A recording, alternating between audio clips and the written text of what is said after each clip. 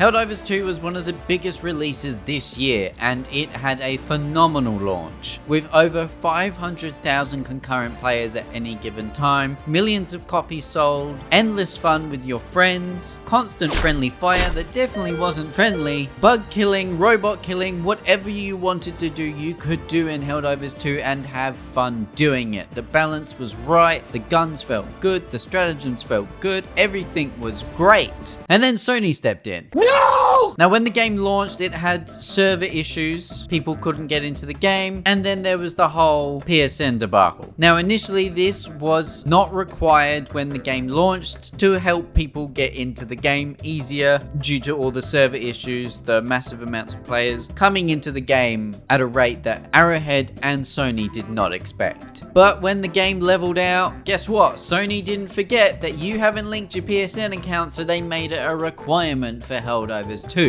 And this started the endless review bombing of Helldivers 2. Now as much as this was a meme, it did hurt the game severely. Concurrent player counts went drastically down, people were refunding the game, they were review bombing the game, and refusing to play it whatsoever until Sony made amends and took away this requirement. And eventually, Helldivers, we won against Sony. PSN was no longer a requirement to play Helldivers 2. However, there was still an issue. It had been pulled everywhere that doesn't allow PSN. Countries that do not have PSN, that do not allow PSN, could not play the game. This was like over 150 countries could not access the game because of this. So whilst we did succeed in getting rid of the requirement of PSN for Helldivers 2, those that live in those countries that don't allow PSN could still not play, and this was a huge problem, and it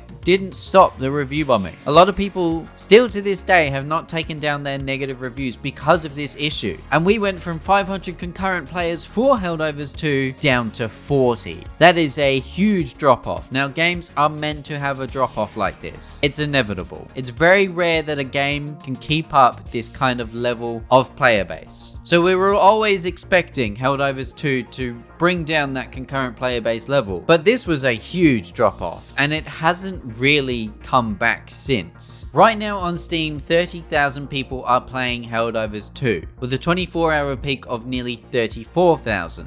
Now this is obviously not counting all the PlayStation players that are on the game. You can see in-game how many players there are, but this is almost an unhealthy drop off from Helldivers 2. If we look at that Steam concurrent player count, 460,000 nearly all-time peak, down to 30,000 players. That is massive, and it's a huge issue. Now this month, the peak player base was around 55,000, 56,000 on Steam alone. That's not counting all the PlayStation players, which obviously boosts that number quite a bit. But the PSN fiasco was not the only problem with Helldivers 2 that led to this drastic drop off of the player base. We also had to deal with balancing issues for months. Weapons kept getting nerfed, stratagems kept getting nerfed, and the game started to feel a bit of a chore. It was becoming way harder to have fun in the game, to win major orders, to win individual missions alone because of the balancing issues. Arrowhead even went through a leadership shuffle to try and point the game back in the right direction. And then Escalation of Freedom came along, and we were all very, very excited because we thought we were going to get another Malevolent Creek or Meridia level event in the game, something to really look forward to. Balancing was coming back into the limelight. We were going to have fun with the weapons again. And then the update came out, and it was kind of a disappointment. It added a few things that were pretty cool, changed some balancing stuff, but then they nerfed flame weapons when a flame-based war bond came out. Where's the logic in that? Someone explain to me, because I'm failing to see it. And apparently Arrowhead had the same idea, because then they went on to do a 60-day return to glory journey to bring the game back to its normal balancing. Weapons were meant to feel OP again at the end of this 60 days. You were meant to last longer, live longer, quicker during missions, major orders were meant to become a little bit easier, stratagems were meant to feel way more satisfying to use, and this was a promise that would return us back to that incredible launch week of Helldivers 2. And honestly, I think Arrowhead succeeded on their 60-day plan. The weapons feel great, the stratagems feel great, I feel like I'm just an absolute super soldier spreading democracy once again, and it feels great. And then we had this massive build-up of the DSS coming out, a huge space station that would have super weapons and would buff whatever missions were going on the planet. We would get stratagem cooldowns, bombardments on the planet. Those bombardments that eventually came around when the DSS was finished were severely excessive.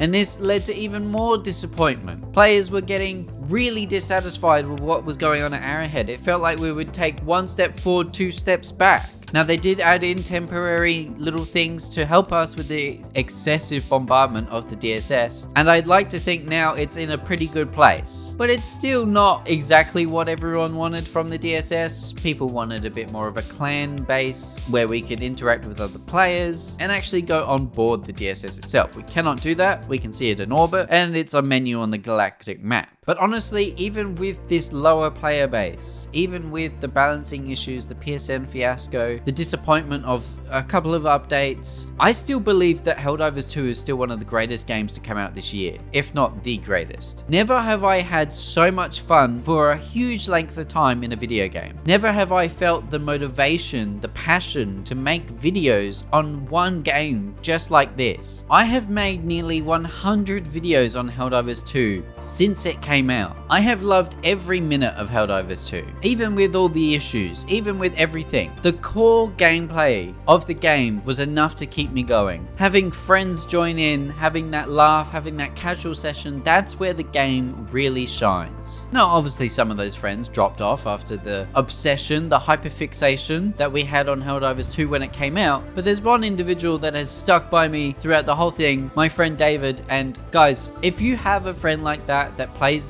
one game with you all the time, you know exactly what I'm on about. It is awesome. It is something to look forward to, and Helldivers 2 provides that experience. It provides that platform for me to have fun with my friends. It also provides me with a platform to talk about what's going on in the game, because there are several things going on. The Galactic War is a phenomenal concept. A player-driven narrative with thousands of players playing at once, also driving this narrative, making decisions, contributing to the successes and failures of the war, and the devs fighting back with the two factions, the Terminids and the Automatons. And who knows what other factions and enemies could come into the game in the near future. And I didn't even mention the music. The music is outstanding for Helldivers 2. It's one of the best video game soundtracks out there, in my humble opinion. I just can't get enough of this game. And I think this is why Helldivers 2 is still getting nominated for a massive amount of game awards. They just won 4 trophies at the Golden Joystick Awards. They are nominated for several categories at the Game Awards. Issues aside, you cannot deny that Helldivers 2 is one of the best games to come out in 2024. And the direction it's going in at the moment, I believe it will continue to be one of the greatest games. And I hope that players return, find enjoyment back in Helldivers 2, even though Sony really fumbled the bag with this one. But at least it wasn't a Concord, so I guess there's that. Sony can do worse, we've seen it. But I love Helldivers 2, and I will continue to love Helldivers 2. I'll continue to make videos on it. So if you want to see more Helldivers 2 content, subscribe for more Helldivers 2. Like the video if you enjoyed it. Comment down below whether you're still playing Helldivers 2. What's your opinion on the game? Do you still find enjoyment in it? Let me know in the comments down below. Become a member today if you want to support me in another way. You'll get early access videos and live streams. And thank you so much for watching this, and I will see you guys in the next one. Bye!